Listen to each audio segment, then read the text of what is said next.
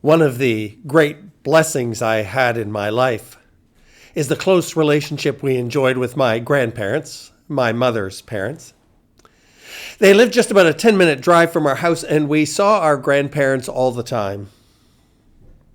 I'll always treasure that relationship because my grandparents taught us so much about being resilient and cheerful people. My grandmother was of solid Irish Methodist roots. She grew up on a farm in County Cavan, Ireland, with her many brothers and sisters. But the old family Bible testified to the hardship, with almost as many babies dying before the age of 1 as those that lived. She endured almost anything without losing her calm trust in God. My grandfather, now he was the character. His family had been in Canada for many generations. He had so many stories of Robson family lore, and some of them might even have been true. He had an active imagination, an easy laugh, and a great memory for the poetry of Robert Service. My grandparents had a somewhat stormy, but always enduring love for one another. My grandmother with her hands on the hip style of domestic management, and my grandfather with his easygoing ups and downs in day-to-day living. Endurance and laughter, but always an abiding cheerfulness. I remember the time we were over at their place for dinner when my grandmother decided to serve fiddleheads for the first time, and I also think the last time. Fiddleheads, as you know, are the unfurled fronds of a fern, and my grandfather accused them of looking like caterpillars. My grandmother gave him a stern look and said, "Walt," his name was Walter, "Walt, will you please just eat them and stop making fun of the food?" We all watched our grandfather to see what he would do. We didn't want to eat our fiddleheads either. When my grandmother looked away, he eyed his desperate grandchildren and put a gagging look on his face, and then he gave us a wink and a nod. He said, "Flo," my grandmother's name was Florence, "Flo, could you get us some more gravy from the kitchen?" As soon as she left the room, he scooped up his fiddleheads off the plate and stuffed them in his pocket.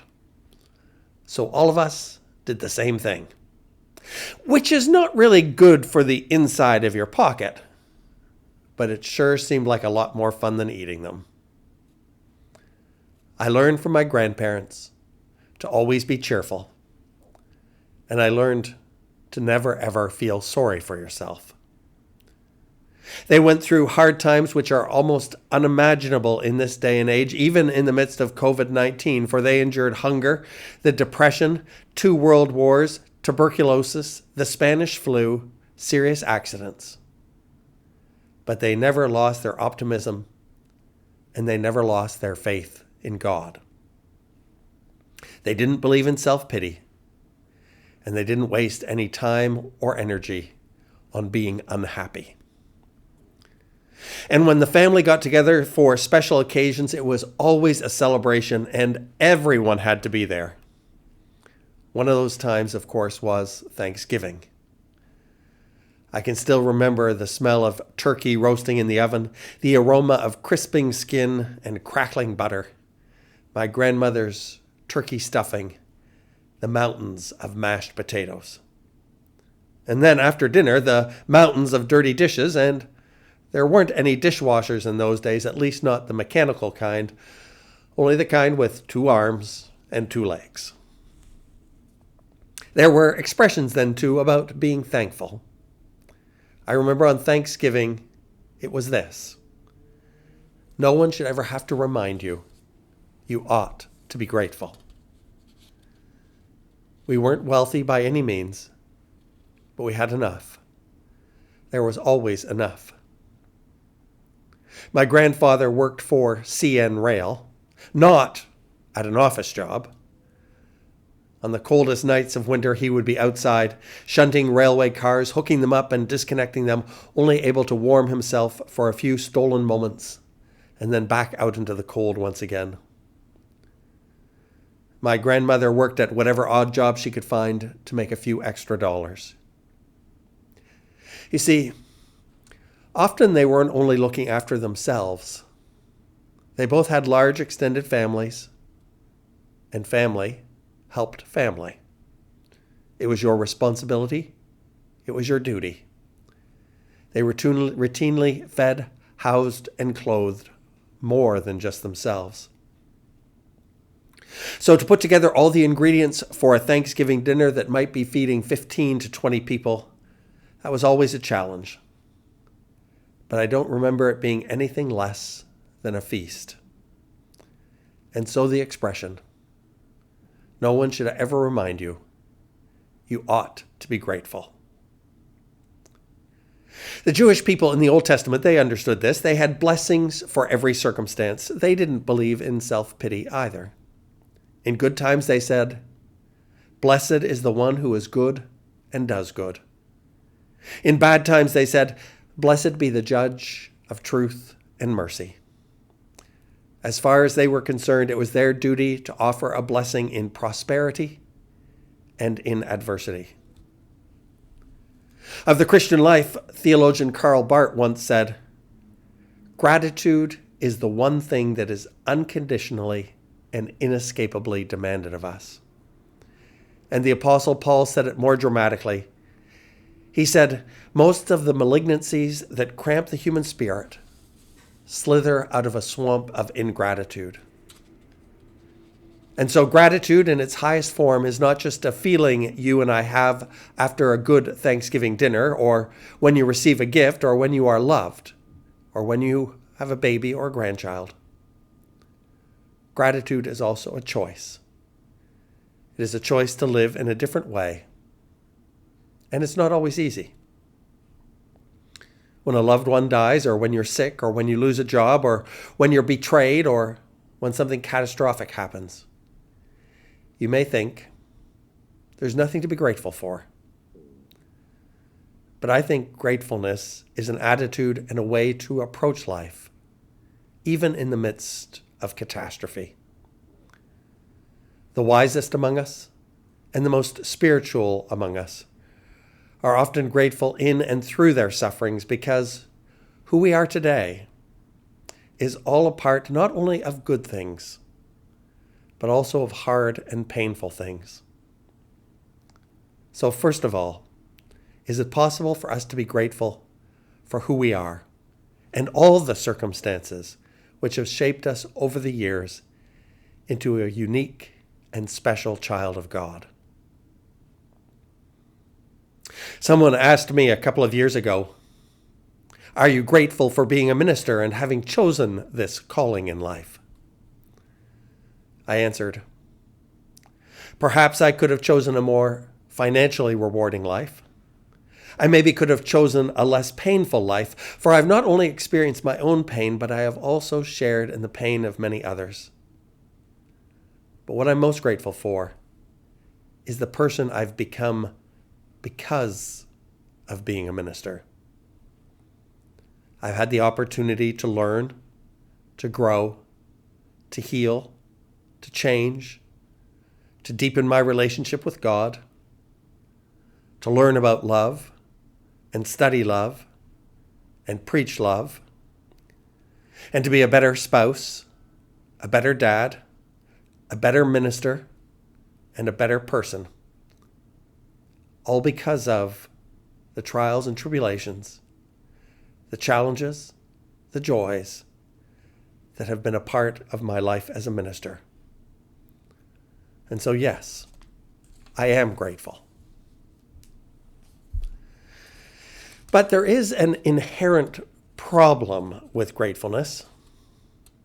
In the everyday course of things, in families, at work, in cultures, society, and politics, gratefulness is a big thing. The problem is when gratefulness becomes a duty or a transaction.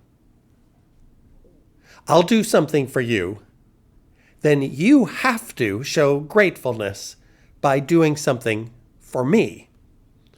I'll scratch your back if you scratch mine. I've seen people become very angry because they did something nice for somebody, but the other person wasn't grateful enough. Is that really a gift? Or is it a social transaction, an unspoken deal or obligation? But if what we truly give is a gift, maybe we need to be careful about the feeling or the idea. Something is owed back to me.